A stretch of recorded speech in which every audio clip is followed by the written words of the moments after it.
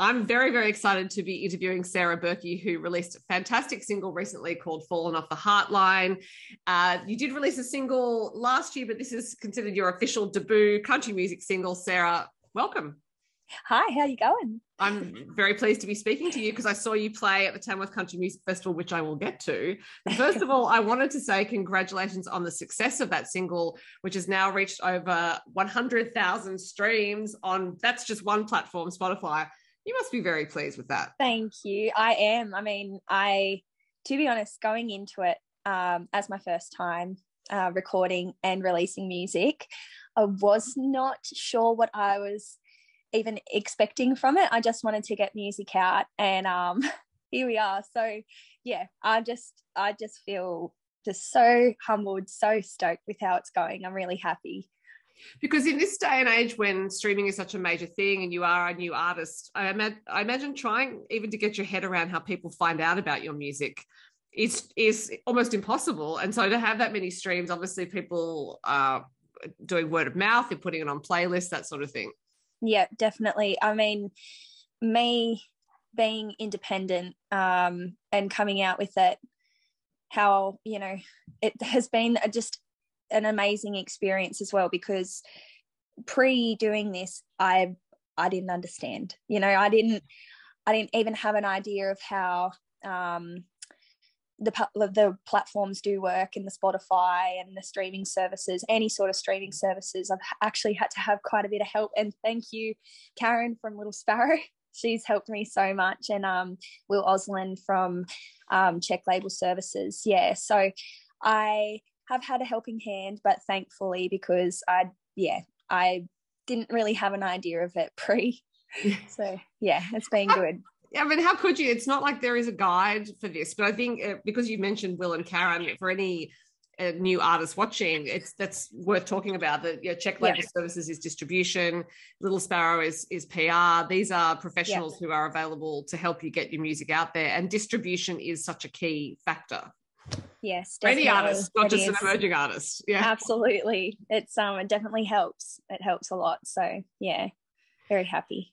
And so you released this after the world had settled down, well, after Australia had settled down a bit in terms of lockdowns. Is it something that you'd actually held on to for a while, waiting for this moment? Well, yeah, I guess so. I mean, I started recording it last year around June, July.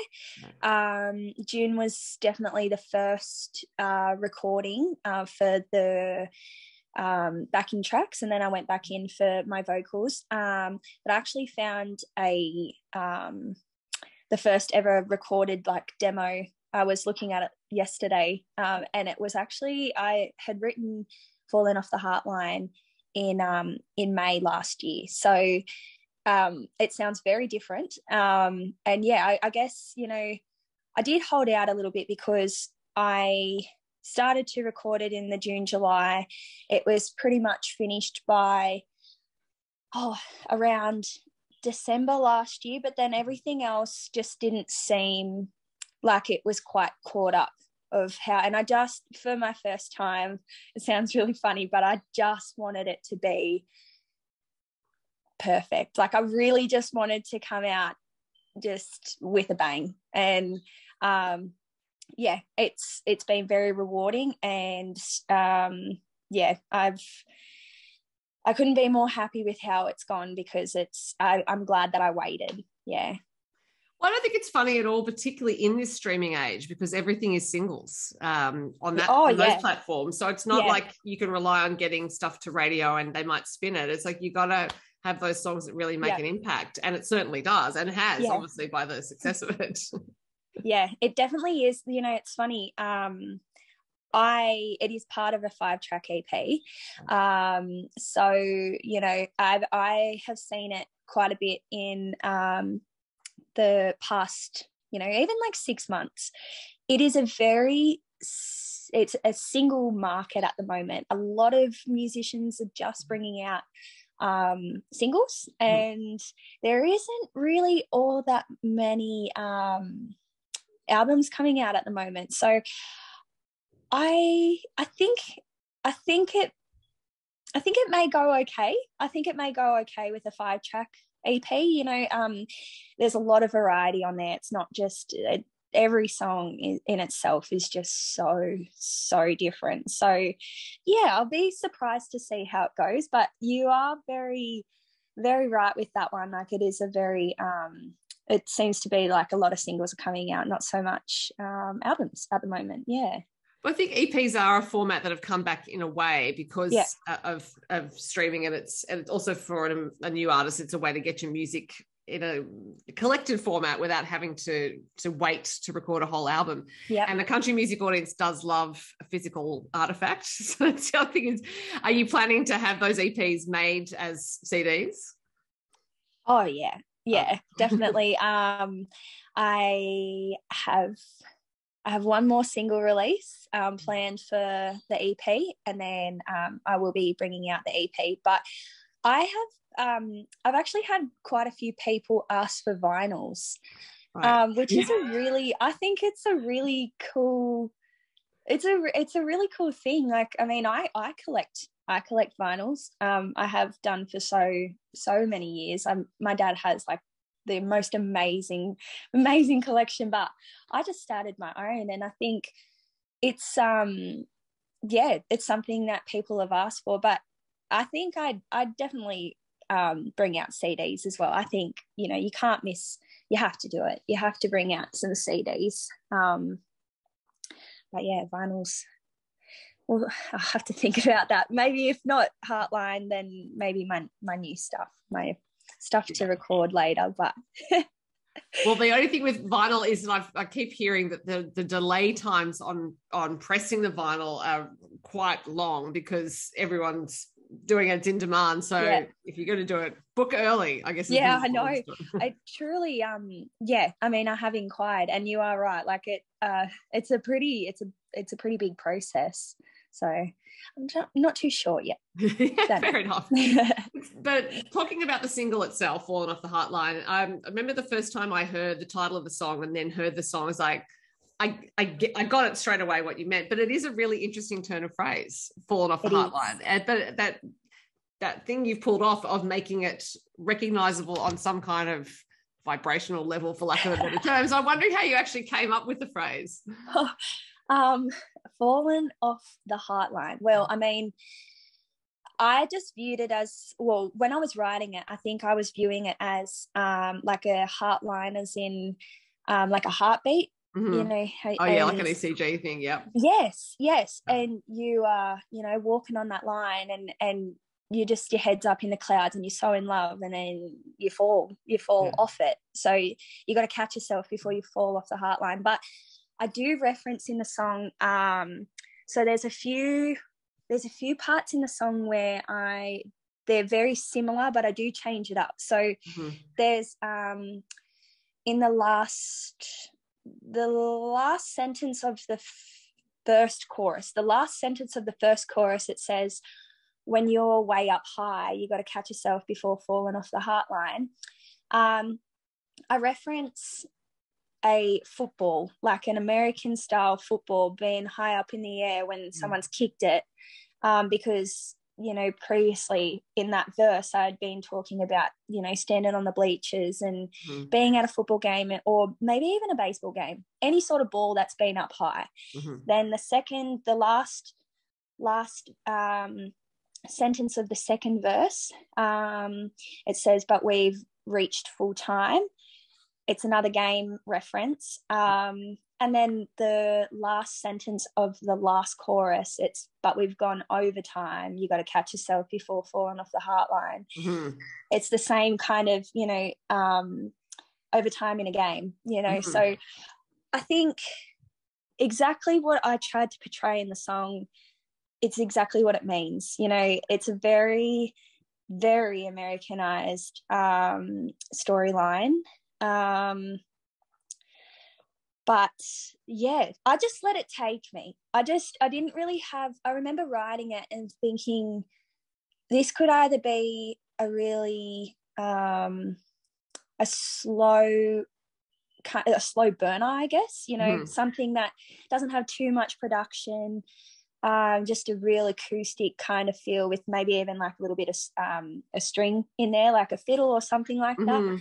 And I remember Simon Johnson saying to me, how big do you want to go with this song? And when I was in there and I was with Shane Nicholson and Rusty Crook, and I said, you know what, let's take it like Luke Combs, She Got the Best of Me. Let's go big. Let's go big. Because, you know, I just, as soon as it was when we were in the room and we were all just feeling it and jamming out, and the song just evolved. It just turned into like so much bigger than what I ever pictured it to be. And I couldn't imagine it to be any different now. Like, yeah, I really, if I weren't Sara Berki, like I would just I do love the song. I love it like it's not even mine. I listen to it like it's like, oh my gosh, that song is cool, you know?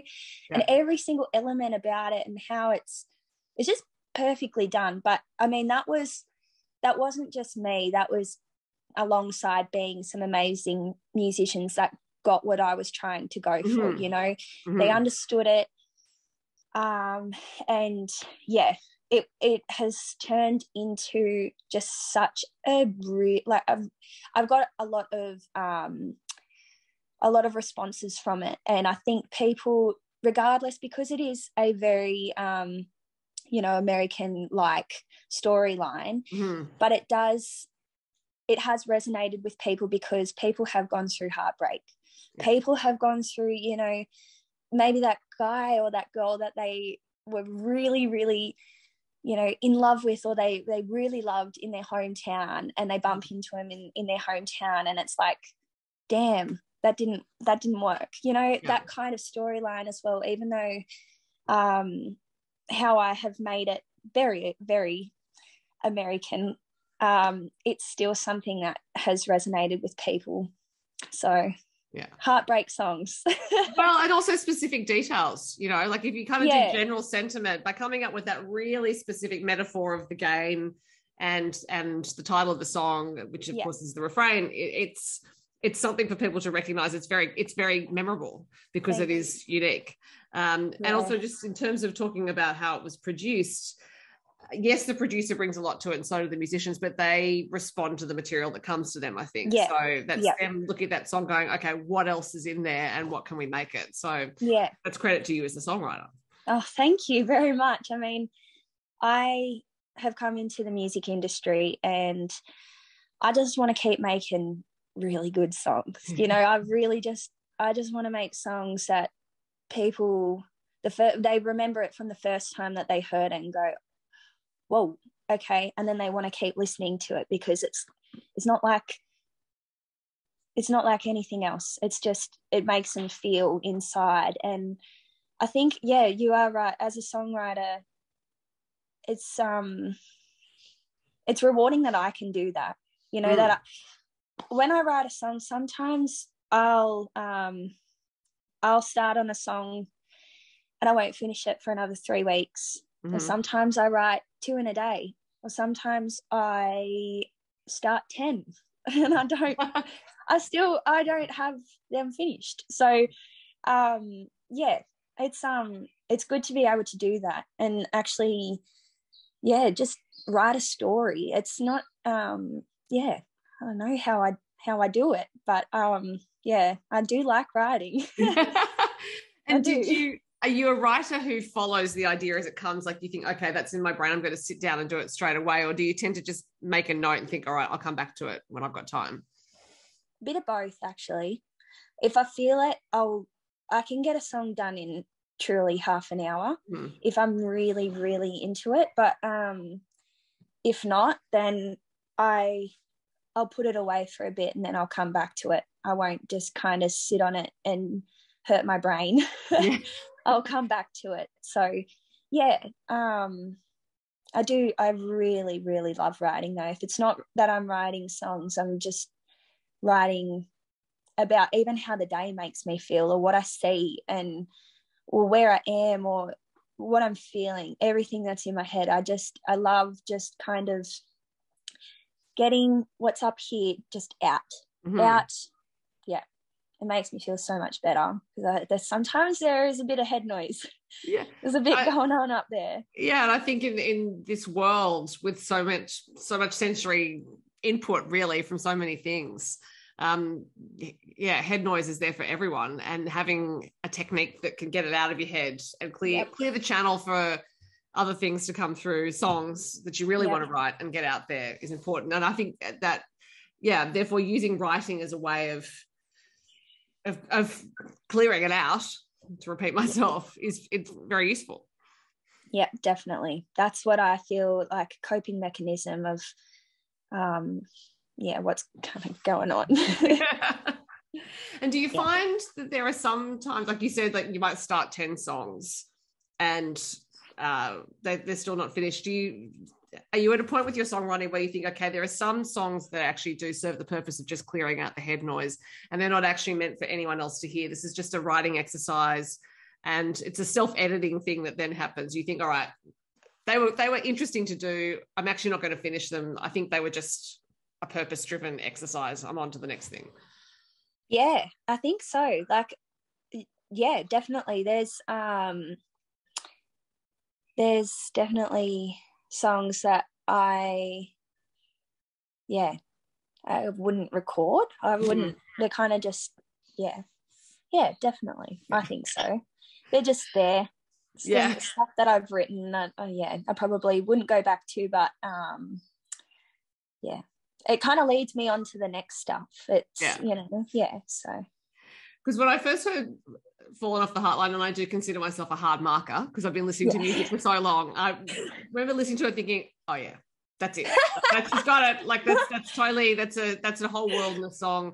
But I also know from long experience with other creative fields as well that you don't get to the point of a song like that without having some stuff that you've cleared out first. Like, it's not like that's the first song you create. So there has to be some self-editing process that goes on.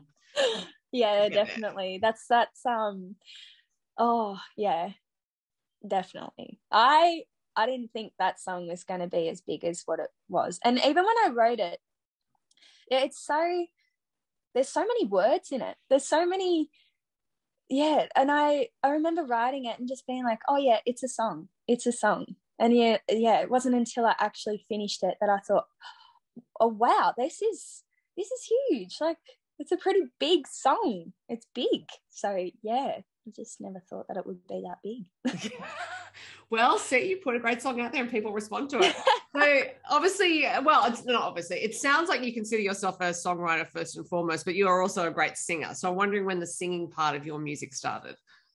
Well, I mean, I've always sung. I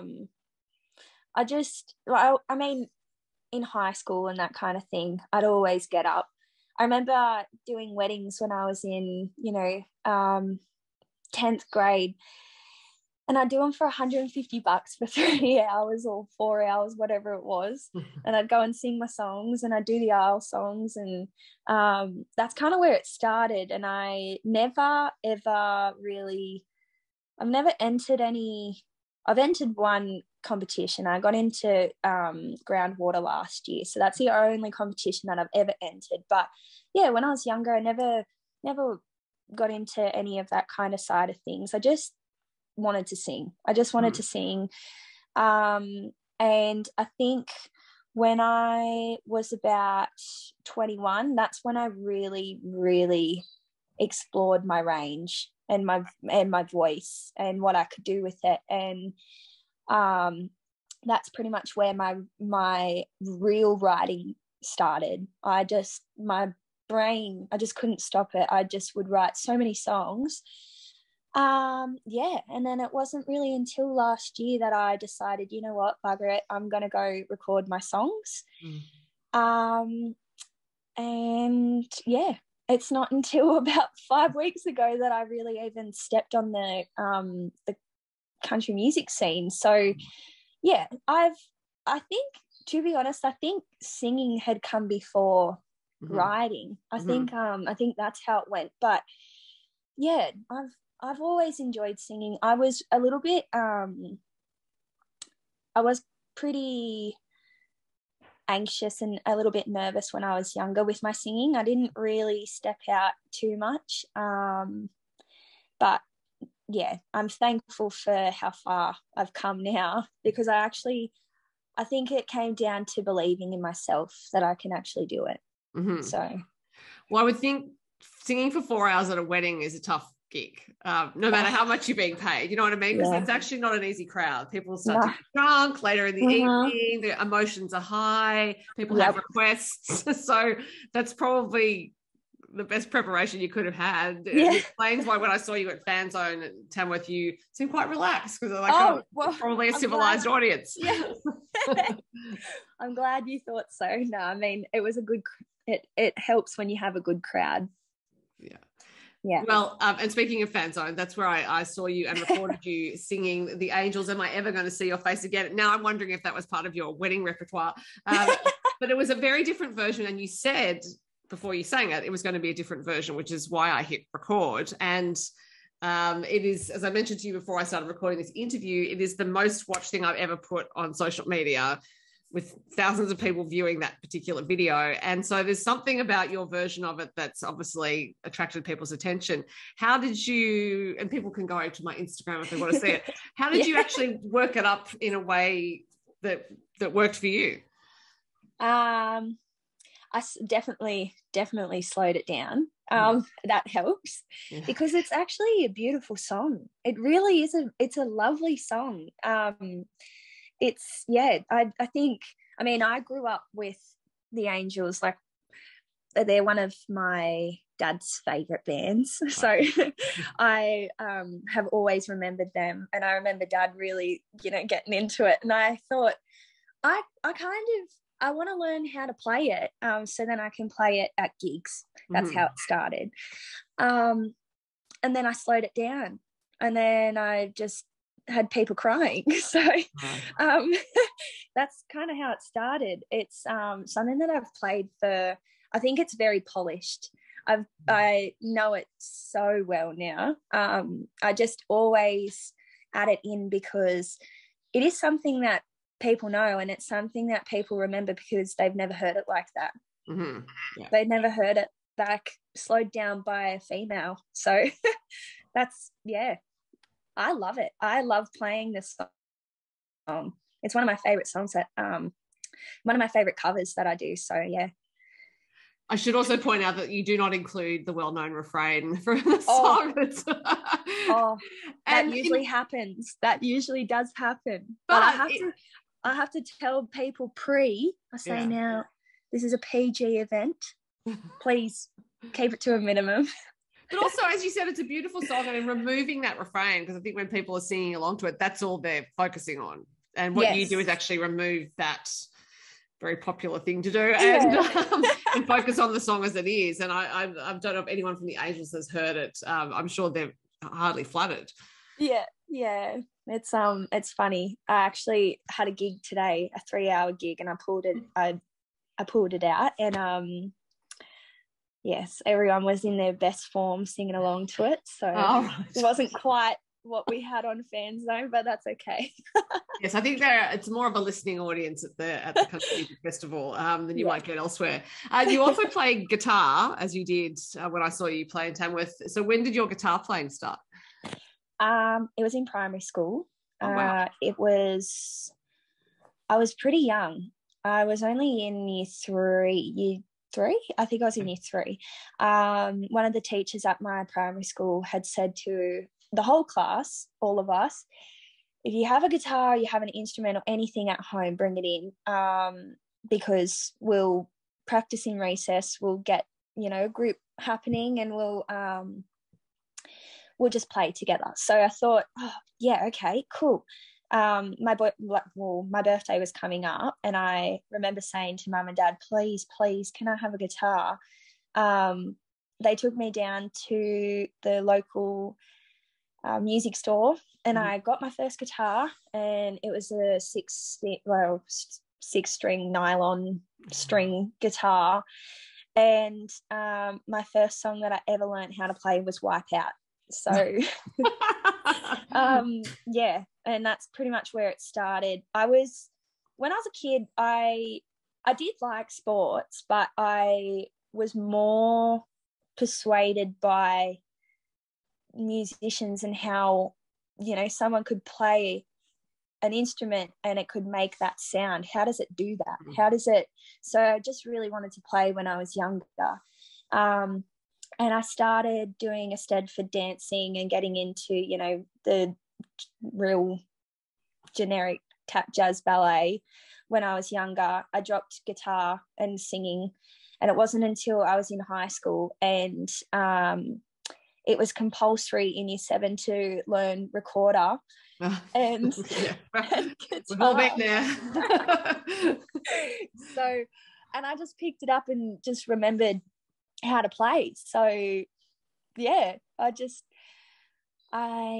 don't think, and I will say this, I'm not the best guitar player, but I can hold tune and I can play the melody and I can make a song. So, you know, that's all I could ever hope for. I wish that I could be better. There's things that I'd love to do, but I just I think I've reached the peak of my guitar playing, and that's totally fine.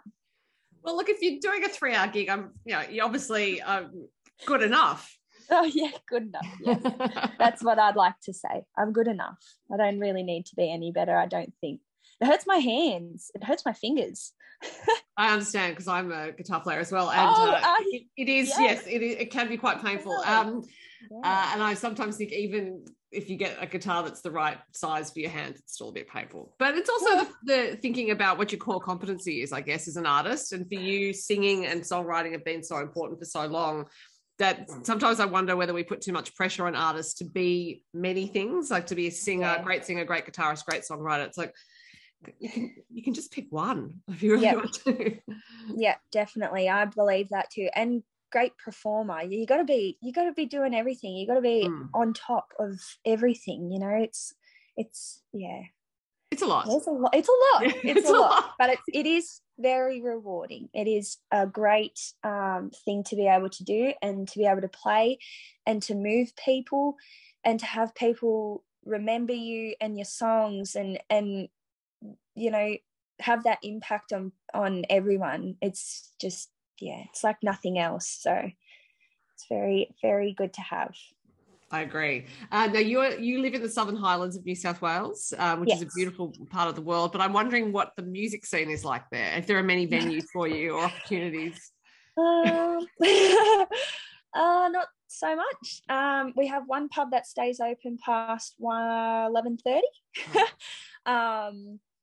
I do gig around home. I do play at wineries. I do play at pubs. I do play at, you know, bars and little venues and that kind of thing. But truly, there's not so much going on down here. Definitely in terms of country music. I think I have to venture elsewhere. We do have the odd, you know, we have Goulburn Country Music Festival. We have Bungendore. They're still about an hour and a half away. So we're not quite there yet in the Highlands. Yeah. It's a tourist town. They should have some more music going on. I know. But I suppose what that means is that when your EP is out, you are going to have to venture further afield if you want to tour in support of it. And that is another consideration as a new artist, is it's not just getting the music out there. It's how does my life going to have to change so that I can support this live? So are you thinking ahead to all of that? Absolutely. I mean, for the plans that I have, in terms of, you know, when the EP is out and where I want to go with it,